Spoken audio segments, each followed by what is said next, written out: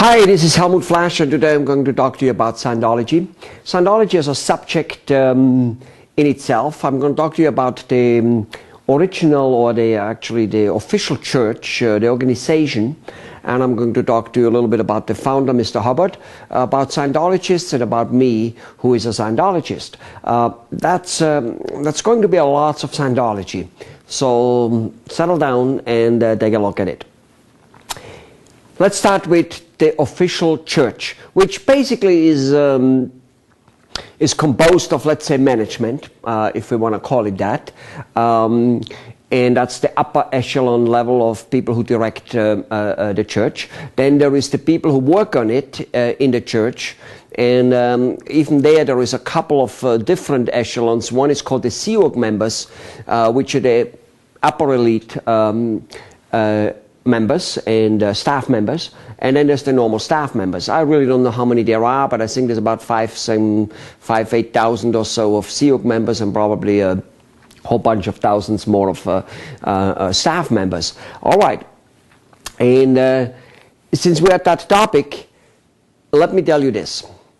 The people who run the church, the people who direct the outcome of the church, of what is happening, the church basically, the official church actually is supposed to be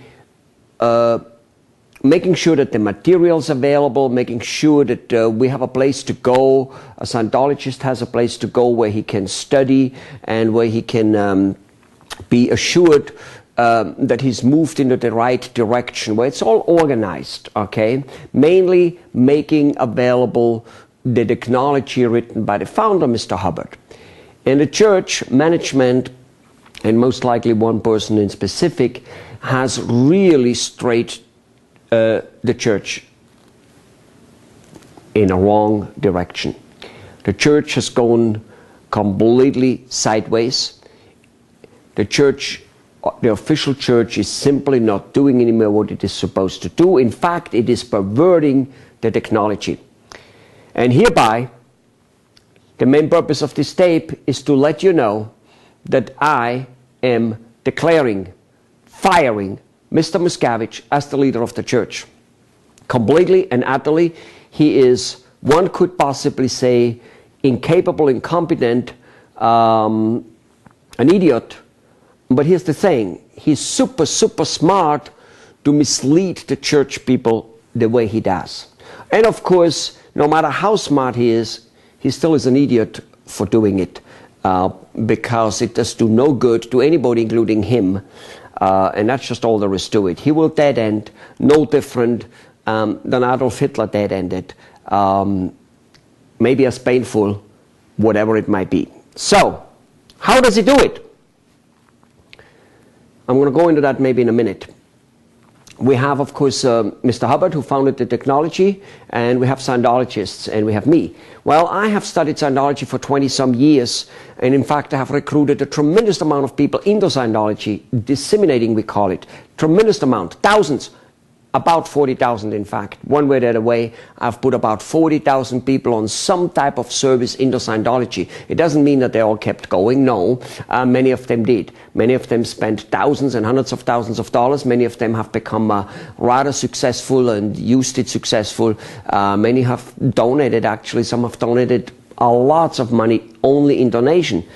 Donation meaning not purchasing and doing services needed, but giving extra money, which is not something the Church of Scientology actually is supposed to be doing based on the founder of Mr. Hubbard. All right. I've hit myself great wins. So why am I speaking out against the church now? I don't speak out against the technology. I speak out against the people who run the church.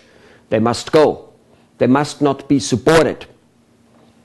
They must be taken out the way Gandhi took out the English people, by simply not supporting them. That's the way to go. Let me tell you this. What is Mr. Miscavige doing which really kind of like makes things so bad that I need to declare him? He's withholding the very same thing what we're going for Scientology for. We want freedom. Whatever freedom means to us. It means something different to everybody, I assume. It just has to be. We all want to improve our life, a little here, a little there. And again, what I might call an improvement, some other people who have never ever seen Scientology might go, oh my God, what are you talking about? You're in the nowhere land. Why you... You see, it's an individual thing. Mr. Hubbard was teaching it that way. Okay? Just because I do things tomorrow which I have not been able to do today doesn't mean that not millions and millions of people have been doing it for a long, long time. I will be happy if I can do it tomorrow because I haven't done it today. All right. Here's what Mr. Miscavige does. He prohibits freedom in the church at the worst level. Communication about I don't like this is completely forbidden. Mr. Miscavige enforces, such as going to an event. Scientology has about 6 or 8 major events every year. They're broadcasted around the world. They're usually happening in a big place, like in Los Angeles. They happen at the Shrine Auditorium. 5,000–6,000 people are there. And Scientologists gather. He forces them to go there. It's not that somebody doesn't necessarily want to go there. For many years I wanted to go there. It's like with a movie. If you want to go to a movie, you go. If somebody forces you to go to a movie, that isn't such a good thing. Scientology is not here to enforce anything on anybody. And yet he does. Basically, Mr. Miscavige is making, or there's many other things, by the way, such as Mr. Miscavige builds buildings, beautiful posh buildings for organizations which don't do so well.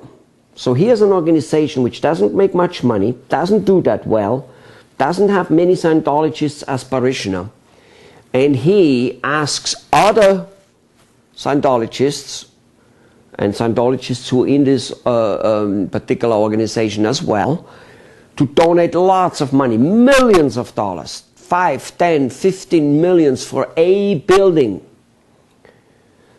Does that make sense in any type, in shape and form for any business person, ever? Never. Now you might go, and Mr. Miscavige probably will, well, it's spiritual, it's, if we do better, if we have nicer organizations, we'll be getting more people in it. He will even tell you that there is a proof of that. There isn't. There isn't a proof of it at all, and it is frowned upon technology from Mr. Hubbard. He in fact said, he said, we have a lots of buildings, we have a lots of materials, but that's not what we're all about. He says, if at any given time somebody wants to start having big, huge, beautiful building and start spending money on this type of thing, he says, some of you rebels, he considers, Mr. Hubbard considers all of us some type of rebels, one way or the other way, but the good rebels, you know, better go and blow up headquarters. Well, I'm blowing up headquarters. No, not with bombs, not real thing. I'm blowing it up by withdrawing my support to the official church, while I will be keeping using Scientology as a technology, the principles of Scientology as I have learned them.